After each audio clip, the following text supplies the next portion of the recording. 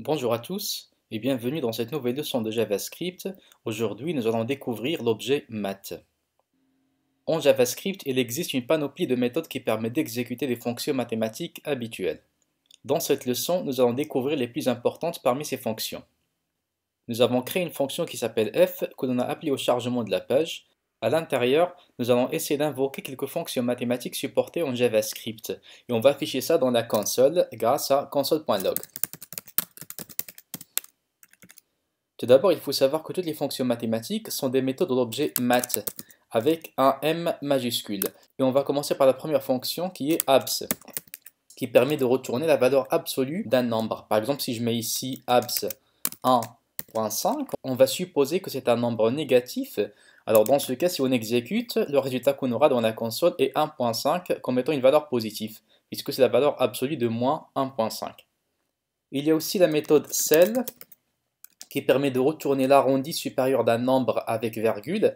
Par exemple, si je mets 1.3, dans ce cas, l'arrondi supérieur, c'est la valeur 2, c'est la valeur entière immédiatement supérieure ou égale au nombre. Dans ce cas, c'est 2.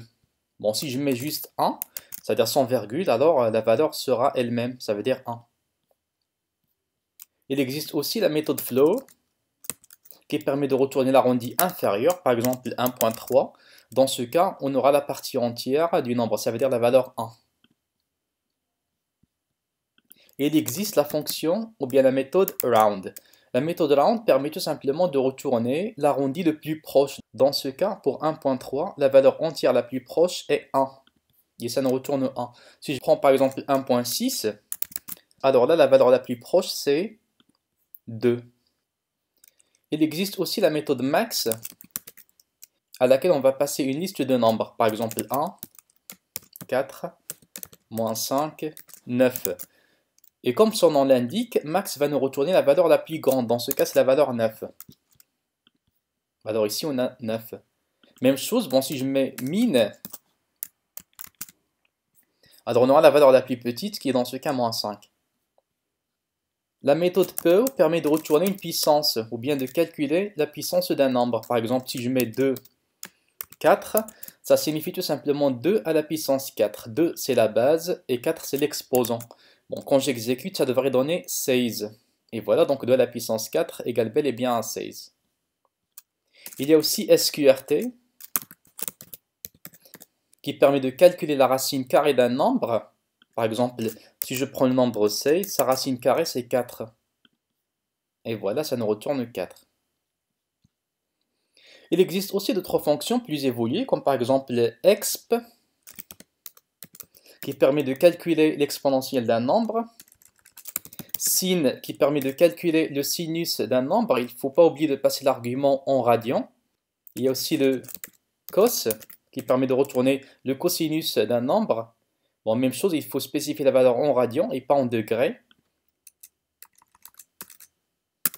Il y a aussi la tangente, bon, même chose, la valeur en radians. Et d'autres fonctions, bon d'ailleurs, pratiquement toutes les fonctions mathématiques qui sont supportées en langage C, il suffit de les reprendre et les préfixer par math et ça devrait marcher en JavaScript.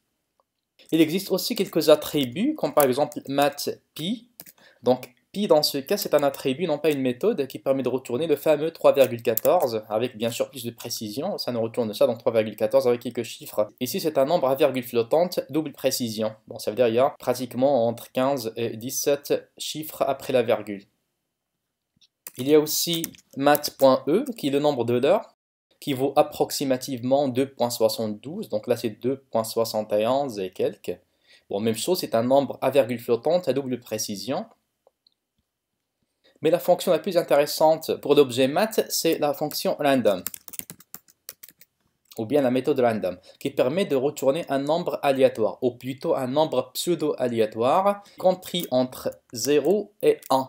0 est inclus et 1 est exclu. Bon, dans ce cas, quand j'exécute pour voir le résultat, ça me retourne un nombre comme ça. Bon, quand j'actualise, bon, ça devrait changer à chaque fois. C'est normal parce que c'est aléatoire. Et c'est un nombre à virgule flottante à double précision. Ça veut dire qu'après la virgule, on peut avoir entre 15 et 17 chiffres. Maintenant, imaginez avec moi que l'on veut générer un nombre aléatoire compris entre 0 et 10. Dans ce cas, il suffit de prendre la méthode random, on va la multiplier par 10. Le problème, c'est qu'on a juste décalé la virgule d'un chiffre vers la droite, mais on veut quand même garder juste un nombre entier. Ça veut dire qu'on va écarter la partie fractionnaire. Alors je crois que vous avez deviné l'astuce, il suffit de calculer l'arrondi le plus proche. Par exemple, ici on va mettre math.round. Ça veut dire l'arrondi le plus proche du nombre aléatoire qui sera généré, que l'on va multiplier par 10. Bon, maintenant quand j'exécute, alors on a bien un nombre entier compris entre 0 et 10, voilà, de cette manière, bien sûr qui peut changer à chaque fois d'une manière aléatoire. Bon, si on veut juste l'intervalle, par exemple, entre 0 et 5, il suffit de multiplier par 5, et on aura le même résultat, mais avec les nombres qui ne dépassent pas 5. Voilà, donc là c'est entre 0 et 5.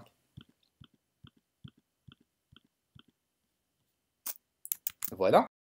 J'espère que vous avez compris le principe. Bien sûr, on aura l'occasion de retourner vers les fonctions mathématiques un peu plus loin avec des exercices plus avancés, mais cette leçon a simplement pour objectif de vous initier aux fonctions mathématiques en JavaScript. Merci pour votre attention et à la vidéo prochaine.